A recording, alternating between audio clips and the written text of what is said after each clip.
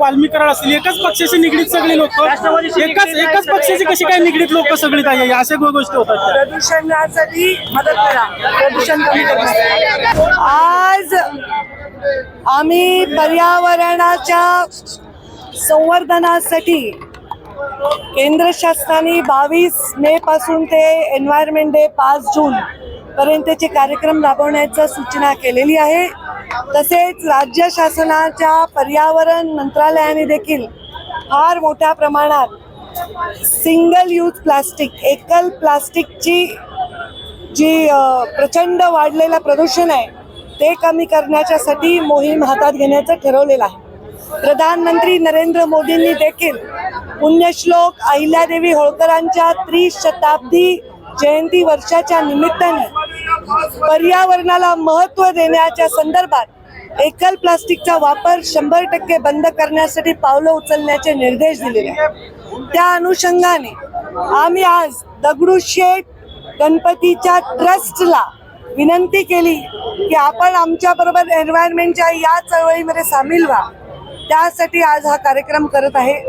योगायोगाने कार्यक्रम गणपतीपासून सुरुवात आहे, ती पण पुण्याच्या आमच्या दगडूशेठपासून सुरुवात आहे.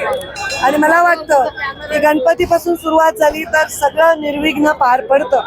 आपण सर्व, आमचे आमदार पण इथे उपस्थित आहेत, ते ट्रस्टचे सेक्रेटरी पण आहेत, त्यामुळे आम्हाला खूप सपोर्ट ट्रस्टकडून मिळेल आणि आम्ही सुद्धा विभाग म्हणून ट्रस्टच्या पाठीमागे उभे राहू. आणि इथे जे फूल विक्रेते आहेत त्यांना आम्ही आव्हान करणार आहेत की तुम्ही प्लास्टिकचा वापर करू नका, पॉलिथिनचा वापर करू नका. त्यासाठी कापडी पिशव्या असं आम्ही आज इथे वाटप केलेले आहेत. कापडी पिशव्यांचा वापर करा आणि पर्यावरणयुक्त अशा पिशव्यांचं वेंडिंग मशीन देखील इथे लावलेलं आहे. 10 रुपयाचं कॉईन टाकून ते मशीन घेता येईल, पण ती पिशवी अनेक वेळा आपल्याला वापरता येईल.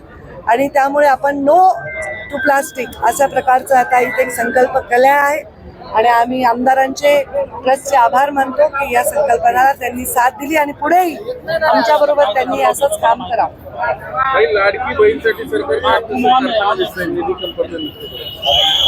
काय तुम्हाला दिसते ते मला माहित नाही, पण अशी कुठलीही काटकसर काही करण्याचं कारण नाही.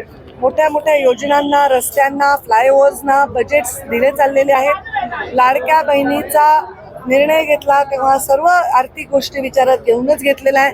त्यामुळे असं कुठल्याही अफवा पसरवण्याचं कारण नाही. काही पाऊस पडलाय, पावसाचे जे कृषीमंत्र्यांनी खरं तर वक्तव्य असं केलं की ढेकळांचा पंचनामा करायचा का? मी कोणी काय वक्तव्य केलंय हे ऐकलं नाही आणि दुसऱ्यांच्या वक्तव्यावर मी कधीच टिप्पणी करत नाही. माझ्या 22 वर्षाच्या राजकारणात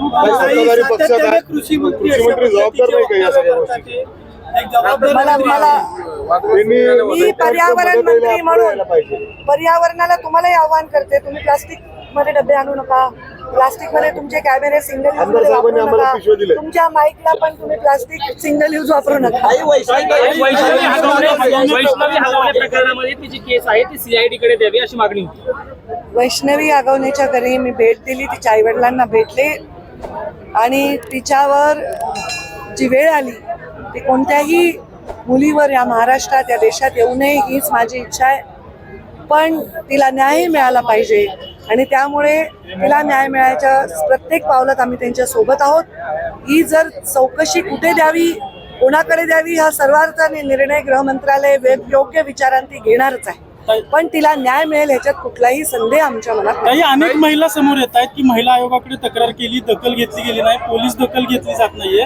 महिला आयोगावर सक्षम युक्ती हवा असं वाटत नाही का तुम्हाला? मला असं वाटतं की एक महिला जेव्हा तक्रार करते त्या तक्रारीचं गांभीर्य लक्षात घेऊन त्याच्यावर दखल घेणं हे कायद्याने क्रमप्राप्त आहे.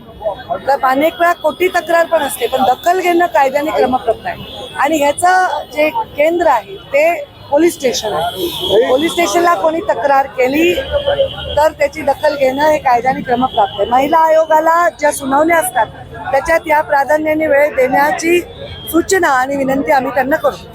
हगवणे असतील किंवा वाल्मिक लाडक्या बहिणीकडे तुम्ही लक्ष देत नाही, राज्य सरकार लक्ष देतं, पण लाडक्या भाऊ म्हणजे धनंजय भाऊंकडे काय लक्ष? चांगले, त्यांनी योग्य पर्याय निवडला, काही त्यांना मनशांती हगवणे असतील किंवा वाल्मी कराड असतील, एकाच पक्षाशी निगडीत सगळी लोक, एकाच पक्षाची कशी काय निगडीत लोक सगळी काय अशा गोष्टी होतात त्या. प्रदूषणासाठी मदत करा, प्रदूषण कमी करा. प्रदूषण